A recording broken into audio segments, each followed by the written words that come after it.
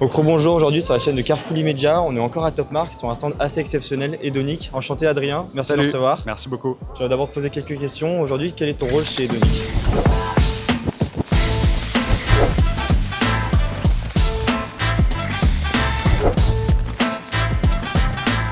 Alors moi je m'occupe de tout le développement commercial de la marque. Ça passe par la vente, la prospection, le développement sur les réseaux sociaux, etc., la communication et bien sûr les salons comme ici. Donc ça fait combien de temps toi que tu travailles aujourd'hui chez Edonic? Moi ça fait un peu plus de 3 ans maintenant et c'est la première fois qu'on participe à Top Mark à Monaco. Donc toi j'imagine passionné automobile avant. C'est quoi un petit peu ton parcours aussi dans l'automobile? Complètement passionné depuis tout petit, pas forcément de parcours pro là-dedans, okay.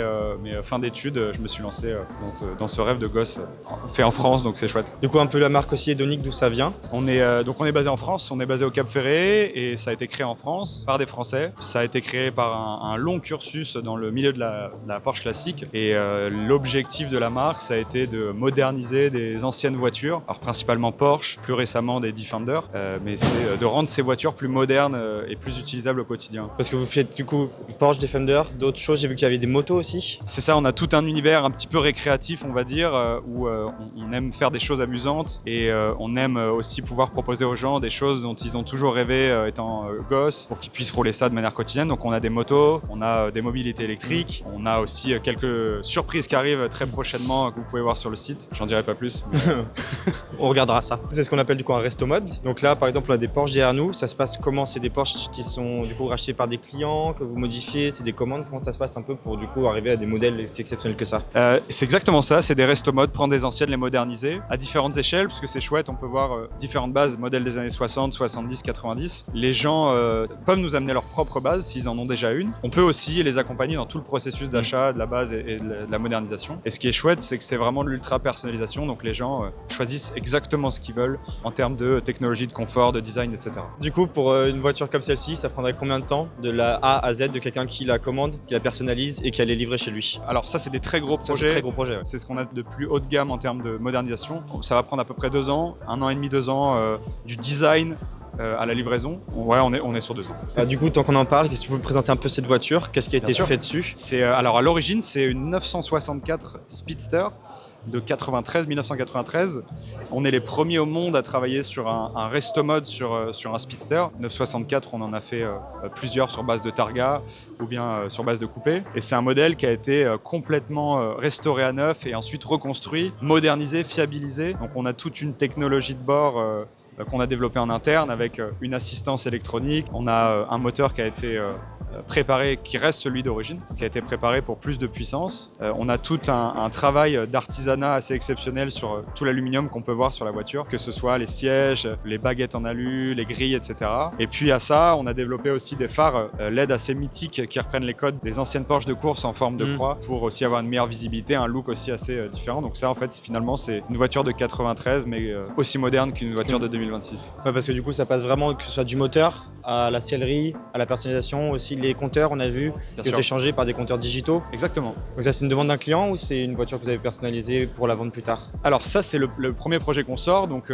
elle a été entièrement designée par nous, pas par un client, donc elle est à vendre. Et oui, en effet, il y a des compteurs digitaux qui sont aussi, eux, personnalisables entièrement. On peut digitaliser sa propre montre numérique sur les écrans parce que ça reprend vraiment les codes des anciens compteurs d'origine. Et si tu avais une voiture à retenir que vous avez pu faire, une voiture qui t'a marqué? Celle-ci. Celle-ci, vraiment? Celle-ci, elle est mythique parce qu'en fait, on est les premiers à travailler dessus et elle est magnifique. Un Speedster, c'est hyper sexy, on n'en voit pas. La config est magnifique, je trouve. Ce gris et ce beige intérieur est juste sublime. Donc ouais, celle-là, je pense. On a aussi un Defender derrière nous. Ouais. Quel est le genre de personnalisation ou de resto mode qu'on peut faire sur un Defender? On peut faire beaucoup de choses. Celui-ci, c'est un V8, c'est un vrai V8. On travaille que sur des bases originelles. Donc c'est un vrai V8 qu'on a entièrement fiabilisé, modernisé, comme toutes nos autres voitures finalement, qui est beaucoup plus facile à conduire, qui est beaucoup plus moderne, qui a beaucoup plus de puissance. Et c'est encore une fois des modèles sur mesure. Donc celui-là, il est en plus en cabriolet. On peut rouler comme ça ouvert en mode safari. C'est une sensation assez de liberté.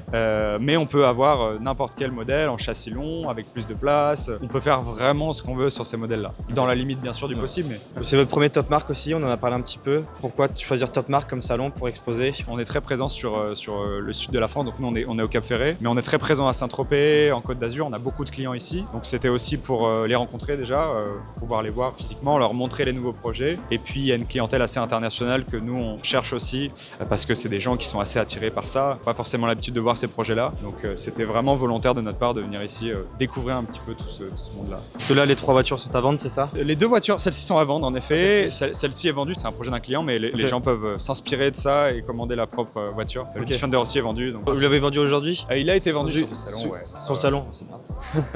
C'est quoi votre client type chez vous? Ouais. C'est quelqu'un qui veut revivre la Porsche de sa jeunesse tout en la fiabilisant, en le modernisant? Ou c'est quelqu'un vraiment qui s'intéresse pour la première fois au Porsche et du coup qui veut un modèle unique? C'est hyper intéressant et c'est exactement ça en fait. On a des gens qui veulent revivre ces sensations-là quand ils étaient jeunes ou qui ont toujours rêvé d'une Porsche ancienne mais qui n'ont pas envie d'avoir toutes les contraintes qu'on peut avoir dessus. Et puis il y a des gens qui sont ultra novices et qui veulent quelque chose de très moderne et fiable et ils n'ont pas envie de s'embêter avec ce genre de choses. Donc on a tout type de clients. On a des gens qui recherchent aussi des pièces rares comme ça par exemple. C'est une clientèle assez spécifique. Donc ouais, c'est assez varié, mais ils se rejoignent complètement sur le fait qu'ils veulent quelque chose de fiable. Ils n'ont pas envie de s'embêter à mettre les mains dans le moteur et que ça démarre pas, etc. Qu'est-ce qu'on pourrait souhaiter à la marque Hedonic sur les 10 prochaines années? Des gros projets, de l'ambition j'imagine aussi? Plein de bonnes choses. On est français, donc on espère vraiment exporter tous ces projets un peu partout dans le monde, faire connaître la marque. On va espérer que ça plaise aux gens et que les gens adhèrent au projet le plus possible. Donc d'avoir des Hedonic partout en fait. D'avoir des Hedonic partout, exactement. Non, on va quand même rester sur une échelle, je pense, assez raisonnable. Mais ouais, on va essayer de... Toujours des plus gros modèles aussi, des gros projets. Ouais, on a plein de surprises. Alors c'est vrai que ça évolue aussi, c'est une marque qui évolue forcément avec le temps. On a d'autres 4x4 qui arrivent sur une autre marque assez mythique très bientôt, en mai. Voilà, je vous laisse gamberger. Mais ouais, on va rester dans ce cadre-là de modernisation. Je te remercie en tout cas, merci beaucoup et bon courage. Ouais, merci. Bonne journée. Salut.